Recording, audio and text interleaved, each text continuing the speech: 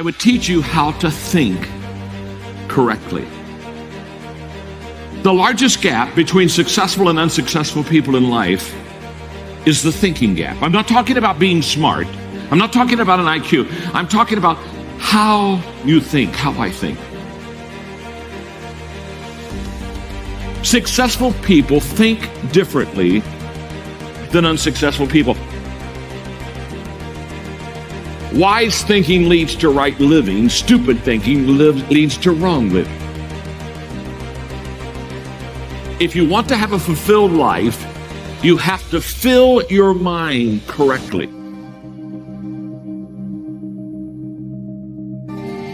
Right now, you need to focus on today. And what I realized, so many leaders don't understand, is that truly today matters. And we overestimate what we could do tomorrow. We over-exaggerate what we did yesterday, but we underestimate what we can do right now. The only time I have is now. So the question for all of us is, what am I doing with now? The great leaders, they're present in the moment, and because of that, they maximize the moment. So if you're tempted to take that faraway glance, well, glance. But get right back to the present moment. Because today, you're preparing to make tomorrow a success.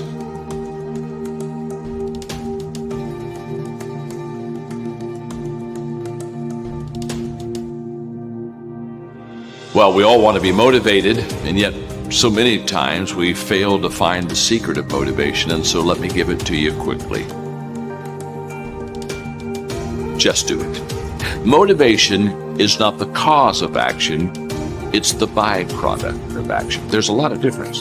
If I think motivation is the cause of my action, then I'm going to wait to be motivated before I do something. But if I realize it's the byproduct of my action, then I'll start doing something. And then guess what? Motivation will come up and zap you, and all of a sudden you feel good and you're glad you're doing it. And you're saying, wow, this is truly wonderful. So let it be the byproduct of your life. Don't let it be the foundation for the actions that you take in your life.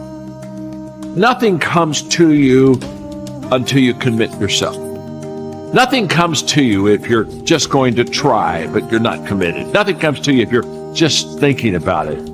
It's not until you take the action step. It's not until you take the direction do the things start to flow through you.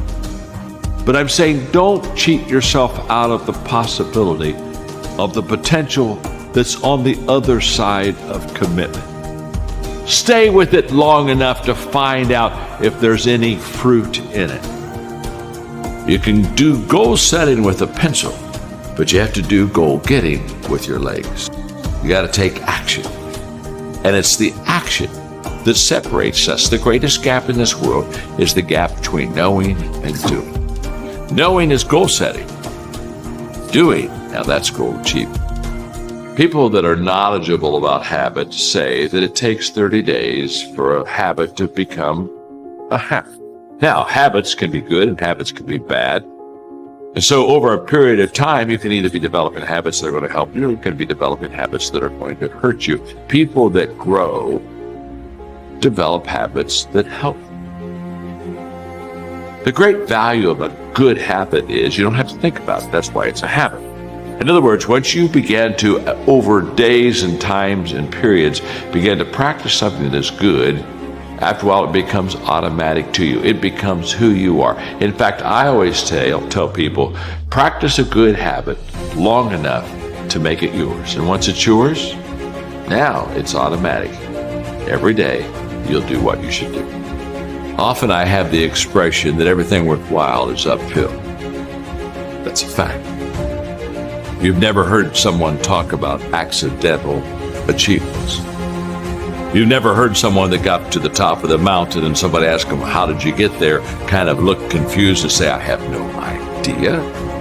They know how they got there. The reason they know how they got there is because they had to walk all the way up the mountain. Nobody lifted them. There were no shortcuts. There's not an elevator. There's not an escalator. It's all effort that gets you to the top of the mountain. What I want you to understand is that inspiration does a lot better when it's coupled with perspiration. There are a whole lot of people, they want to be inspired in great things, but they don't want to do the hard work to achieve those great things. It's not either or, it's both and.